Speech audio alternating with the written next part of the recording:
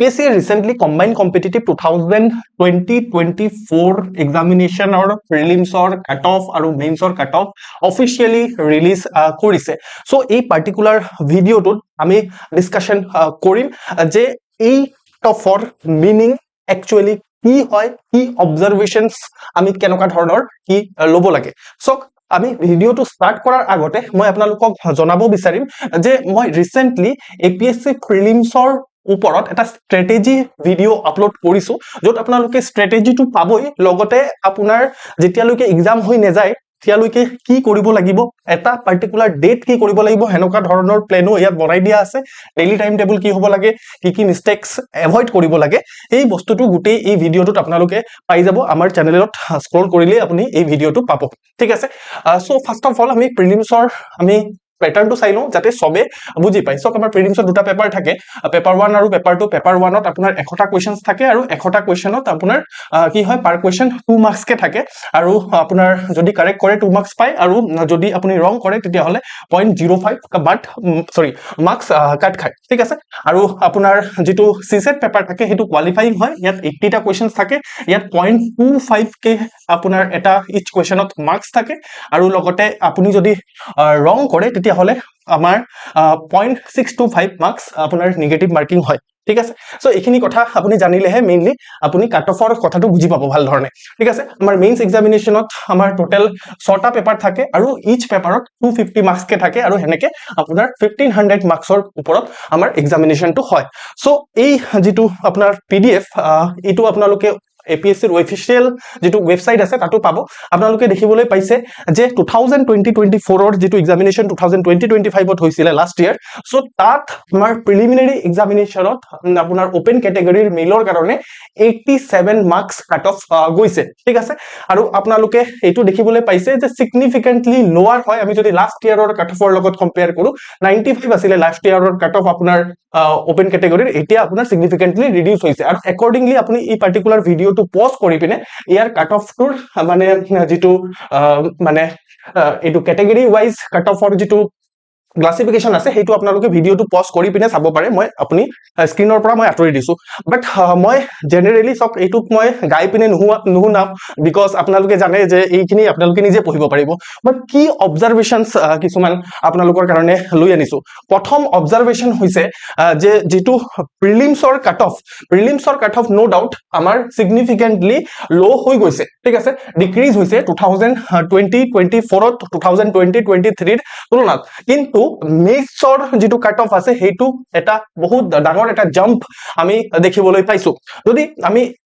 মানে আপোনাৰ stage wise চাও তেতিয়া হলে প্ৰিলিমছৰ যেটো ওপেন ক্যাটেগৰীৰ কাট অফ আছে হেতু আপোনাৰ 2020-23 ত আপোনালোকে দেখিবলৈ পাইছিলে যে 95 কাট অফ আছিল যেটো আপোনাৰ সিগনিফিকেন্টলি ৰিডিউস হৈ পিনে আপোনাৰ 87.5 2020-24 ত হৈছে তাৰ মিনিং কি হয় তাৰ মিনিং হৈছে যে আমাৰ যেটো প্ৰিলিমছ আছিল লাষ্ট ইয়াৰৰ 2020-24 ৰ জিএস পেপাৰ 1 যাৰ পৰা কাট অফ টু ডিসাইড হয় কাৰণ আমি সকলোৱে জানো যে যেটো আপোনাৰ কোৱালিফাইং পেপাৰ আছে সিসেট তাৰ মাৰ্কস কাউন্ট নহয় ইয়াত ঠিক আছে 2020-24 ৰ জিএস পেপাৰ 1 ৰ যেটো পেপাৰ আছিল সিগনিফিকেন্টলি ডিফিকাল্ট আছিল যি সকলে পৰীক্ষা দিছে হেয়তি জানে আমি মেইনছৰ ফালে যদি আহো ওপেন ক্যাটেগৰীৰ কাট অফ কৈ আছো আমি ঠিক আছে 2020-23 ত আপোনাৰ ওপেন ক্যাটেগৰীৰ কাট অফ আছিল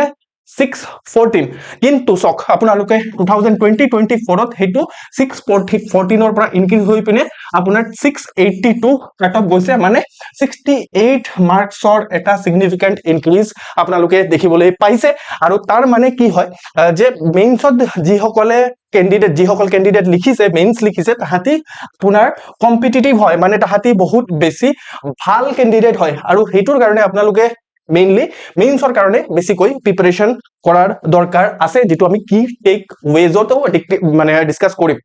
সেকেন্ড কি অবজাৰভেশন হৈছে যেটো জেন্ডাৰ গ্যাপ আছে এই জেন্ডাৰ গ্যাপটো ৰিডিউস হৈছে আমি যদি ওপেন ক্যাটেগৰীতে চাও তেতিয়া হলে মেইল আৰু ফিমেলৰ মাজত যেটো গ্যাপ হেতু ৰিডিউস হৈছে 2020-23 ত সক আপোনাৰ ওপেন ক্যাটেগৰীৰ প্ৰিলিমছত আপোনাৰ কাট অফ গৈছিলে আপোনাৰ মেইলৰ কাট অফ গৈছিলে 95 আৰু আপোনাৰ ফিমেলৰ কাট অফ গৈছিলে 90 আৰু ডিফাৰেন্স আছিল 5 মাৰ্কৰ ঠিক আছে 5 মাৰ্কসৰ আৰু 2020-24 ত সেই বস্তুটো সক আপোনাৰ কেৱল মাত্ৰ ডিফাৰেন্স আপোনাৰ 1.5 মাৰ্কসৰ ডিফাৰেন্স আছে তাৰ মানে কি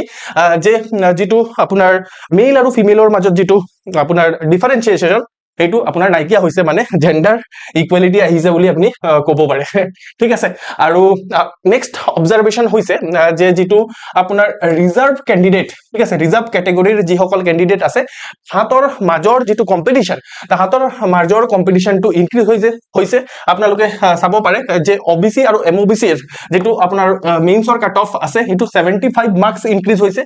SCৰ আপোনাৰ 77 মাৰ্কছ ইনক্ৰিজ হৈছে, আৰু ST প্লেইনছৰ আপোনাৰ 63 to 67 মাৰ্কছ ইনক্ৰিজ হৈছে। তাৰ মানে কি যিটো ৰিজাৰ্ভেশ্যনে এই কেণ্ডিডেটবোৰক বেনিফিট দিছিলে সেইটো লাহে লাহে নেৰো ডাউন হ'বলৈ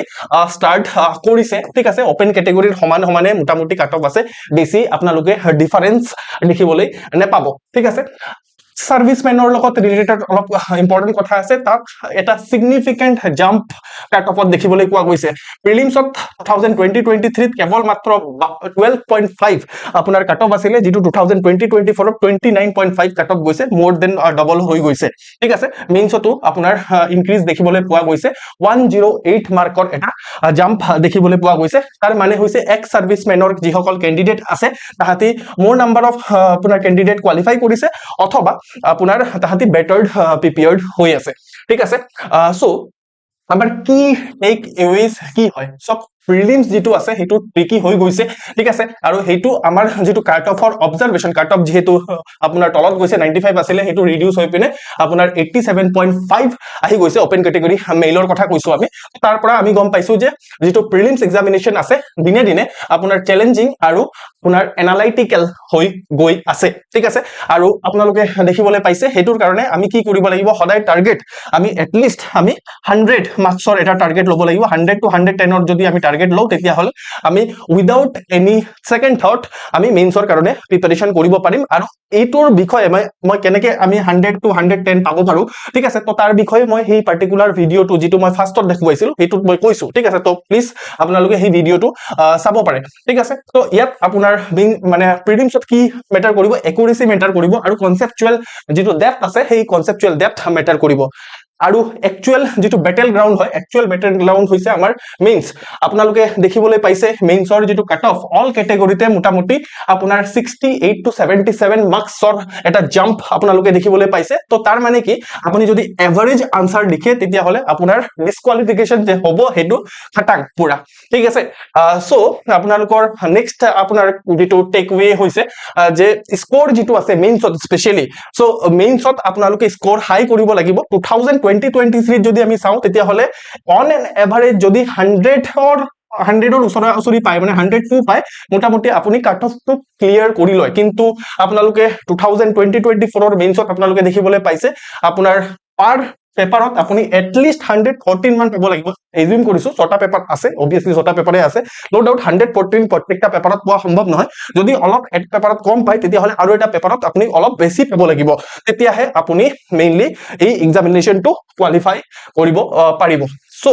আপোনালোকক সব মেইনছৰ কাৰণে মই হুকিয়াকৈ কাট অফৰ এনালাইচিছ এটা কৰিছিলো, বিকজ APSC তাৰ আগতো এটা মেইনছৰ কাট অফ ৰিলিজ কৰিছিলে যিটো আপোনাৰ পোষ্ট ৱাইজ কাট অফ আছিলে। তো এই পাৰ্টিকুলাৰ আপোনালোকে ভিডিঅ'টো চাব পাৰে এই পোষ্ট ৱাইজ কাট অফৰ এনালাইচিছটো চোৱাৰ কাৰণে, ঠিক আছে। সো আমাৰ নেক্সট হৈছে কোৰ্চেছো এভেইলেবল আছে, যদি আপোনালোকে সব কাট অফ যিহেতু হাই গৈ আছে, সো দ্যাটছ ৱাই আপোনাৰ প্ৰিপাৰেশ্যন যিটো আছে সেইটো সেনেকুৱা ধৰণৰ অপটিমাম লেভেলৰ হ'ব লাগিব। প্ৰিলিমছৰ কাৰণে আপোনাৰ প্ৰিলিমছৰ ক্ৰেছ কোৰ্চ আছে, আৰু আমাৰ মেইনছৰ কাৰণে মেইনছ মেন্টৰশ্বিপ প্ৰগ্ৰাম আছে। আৰু যদি সকলো বস্তু একেলগে বিচাৰিছে তেতিয়াহ'লে আমাৰ যিটো ফাউণ্ডেশ্যন ক্লাছেছ আছে, তো প্ৰিলিমছ মেইনছ ইণ্টাৰভিউ তিনিটা ষ্টেজে কভাৰ হৈ থাকিব। আমাৰ স্ক্ৰীনত যিটো নাম্বাৰ আপোনালোকে দেখিবলৈ পাইছে বা ডেছক্ৰিপশ্যন বক্সত যিটো নাম্বাৰ আছে সেইটো যদি কল কৰে তেতিয়াহ'লে ইয়াৰ লগত ৰিলেটেড যিমানখিনি ডেমো ক্লাছ আৰু আপোনাৰ চেম্পল ষ্টাডি মেটেৰিয়েল আছে সেইখিনি আপোনালোকে চাব পাৰিব, ঠিক আছে। এনেকুৱা ধৰণৰ ভিডিঅ' যদি আৰু আপোনালোকে চাব বিচাৰিছে তেতিয়াহ'লে আমাৰ চেনেলটো ছাবস্ক্ৰাইব কৰি ল'ব লাগে। ধন্যবাদ।